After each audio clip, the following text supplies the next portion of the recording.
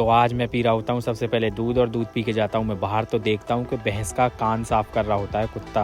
मज़े से साफ करवा रही होती है भैंस हमारी कान साफ। देखो हम तो करते हैं अपने हाथ से, और ये कुत्ता कर रहा है इसका कान साफ।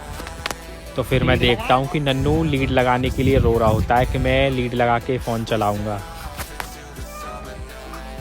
लीड लगा दे, लीड लगा दे, लीड में मिलता है पुष्कर, और पुष्कर स्कूल नहीं गया होता तो हम उससे पूछते हैं तो वो बताता ही नहीं है। फिर मैं आ जाता हूँ मौसी के घर कुणाल से मिलने के लिए। कुणाल का आज पेपर होता है पर कुणाल मिलता नहीं है। मौसी एक डिब्बा देती है, फिर मैं वो लेके घर आ जाता हूँ और फिर जाता हूँ बरसिंग लेने के लिए। और फिर मैं बरसिंग काटने के बाद किसी को देखता हूँ को उठवाने के लिए मिल जाए तो फिर मुझे एक भाई मिलता है, मैं उसे बुलाता हूँ, फिर बरसिंग लेके घर आ जाता हूँ। तो देखो ये बच्चे कुछ कर रहे होते हैं।